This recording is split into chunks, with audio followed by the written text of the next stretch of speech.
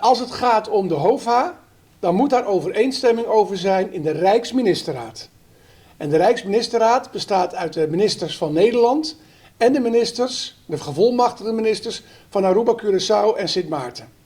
En in die vergadering was er consensus. Dat betekent dat zowel de Nederlandse ministers als de minister van Aruba, de minister van Sint Maarten en de minister van Curaçao hebben allemaal voor dat voorstel gestemd. Dat is wat bedoeld wordt. Ja, ik was erbij bij die vergadering. Want ik ben bij alle vergaderingen van de Rijksministerraad, omdat ik verantwoordelijk ben voor koninkrijksrelaties. Okay. Allemaal hebben ze daarvoor gestemd. Dus er was consensus in de Rijksministerraad. Alle drie de ministers van de gevolmachtigde ministers van Aruba, Curaçao, Sint Maarten en de ministers van Nederland hebben er allemaal voor gestemd. Dan is er op de Rijkswet consensus. Ook de regering van Aruba heeft gezegd, wij zijn voor deze wet. Dat is niet hetzelfde als dat er in het parlement eenheid moet zijn.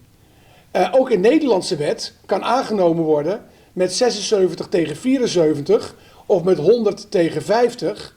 Je hoeft geen eenheid in het parlement te hebben. Je moet eenheid hebben tussen de verschillende regeringen. En als het gaat om de HOVA, dan was er eenheid tussen de 4 regeringen van Aruba, Curaçao, Sint Maarten en Nederland. En in de stemming was het unaniem. Alleen, de Rijkswet gaat pas gelden als er ook een landbesluit wordt genomen. Een landsverordening noemen we dat.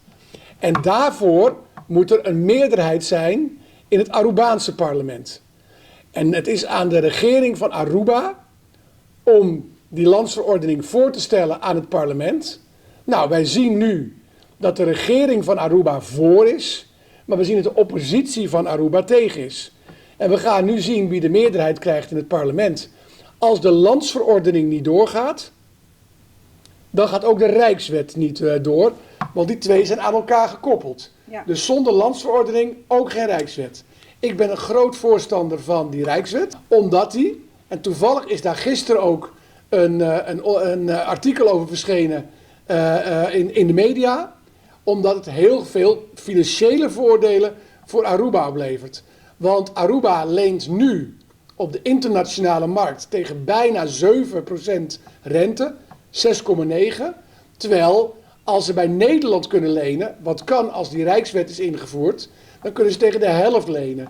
En dat bespaart tientallen miljoenen euro's, guldens, bespaart dat, florien moet ik zeggen, bespaart dat op het moment dat Aruba die wet aanneemt. Maar het is aan Aruba om de landsverordening aan te nemen. Het is aan het Nederlands parlement om nu met de Rijkswet aan de gang te gaan.